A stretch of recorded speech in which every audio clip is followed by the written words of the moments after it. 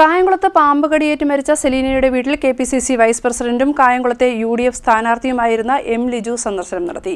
കായംകുളം താലൂക്ക് ആശുപത്രിയിൽ സെലീന നേരിട്ട അവഗണനയ്ക്കെതിരെ ശക്തമായ നടപടി ഉണ്ടാകണമെന്ന് ലിജു പറഞ്ഞു. കായംകുളത്ത് പാമ്പ് കടിയേറ്റ് മരിച്ച ചേരാവള്ളി വടക്കേത്തോപ്പിൽ സെലീനയുടെ വീട്ടിൽ കെപിസിസി വൈസ് പ്രസിഡന്റും കായംകുളത്തെ യുഡിഎഫ് സ്ഥാനാർത്ഥിയുമായിരുന്ന എം ലിജു സന്ദർശനം നടത്തി. താലൂക്ക് ആശുപത്രിയിൽ സെലീന ചികിത്സാ നിഷേധത്തിന് ഇരയായിട്ടുണ്ടെന്ന് ലിജു പറഞ്ഞു. ആശുപത്രിയിലെ വീഴ്ചയ്ക്കെതിരെ ശക്തമായ നടപടി ഉണ്ടാകണം. യുഡിഎഫ് സർക്കാരാണ് വരുന്നതെങ്കിൽ ഇക്കാര്യത്തിൽ കർശന നടപടി ഉണ്ടാകുമെന്നും എം ലിജു പറഞ്ഞു. വളരെ ദൗർഭാഗ്യകരമായ ഒരു ദുരന്തമാണ് പ്രിയപ്പെട്ട സെലീനയുടെ കാര്യത്തിൽ കായംകുളത്ത് സംഭവിച്ചത്. പാമ്പ് കടിയേറ്റ് ആശുപത്രിയിൽ എത്തി. വളരെ കൃത്യമായി ഞാൻ മകളുമായി സംസാരിച്ചു. മകള് പറഞ്ഞത് വളരെ കൃത്യമായി തന്നെ പറഞ്ഞു, ഇഴജന്തു കടിച്ചതാണ് എന്നുള്ളൊരു കാര്യം അറിയിച്ചിട്ടും നമുക്ക് സെലീനയുടെ ജീവൻ രക്ഷിക്കാൻ സാധിച്ചില്ല. എന്ന് പറഞ്ഞാൽ കൃത്യമായി അതിനെ ആൻറ്റിവനം കൊടുക്കാനും മറ്റു തരത്തിലുള്ള ഇപ്പോൾ ബോധശൂന്യമായിട്ട് വീണതിന് ശേഷം ഒരു CPR കൊടുക്കുന്ന കാര്യത്തിൽ പോലും വീഴ്ചയുണ്ടായി എന്നാണ് വീട്ടിൽ നിന്ന് എനിക്ക് മനസ്സിലാക്കാൻ സാധിക്കുന്നത്.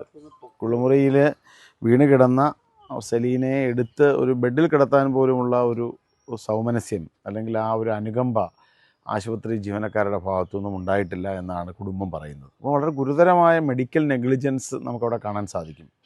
ഇതുമായി ബന്ധപ്പെട്ട പരാതി സെലീനയുടെ കുടുംബം നൽകിയിട്ടുണ്ട്.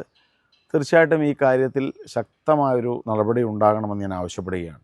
തീർച്ചയായിട്ടും മെയ് 4-ന് ശേഷം ഐക്യജനാധിപത്യ മുന്നണി ഗവൺമെൻറ് കേരളത്തിൽ ഉണ്ടെങ്കിൽ തീർച്ചയായിട്ടും അധികാരത്തിൽ എത്തുമ്പോൾ ഈ കാര്യത്തിൽ കൂടുതൽ ശക്തമായ നടപടികൾ ഉണ്ടാകുമെന്ന കാര്യവും ഞാൻ ഉറപ്പു നൽകുകയാണ്.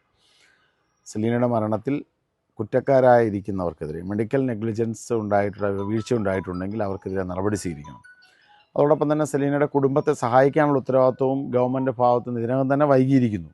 കാരണം പാമ്പ് കടിയേക്കുന്ന സാഹചര്യത്തിൽ അടിയന്തര ധനസഹായം ഉൾപ്പെടെ ഗവൺമെൻറ് നൽകേണ്ടതാണ്. അതിനുള്ള കാര്യങ്ങൾ മുന്നോട്ട് പോകേണ്ടതാണ്. ഇതുവരെ അത് ഉണ്ടായിട്ടില്ല എന്നാണ് മനസ്സിലാക്കാൻ സാധിക്കുന്നത്.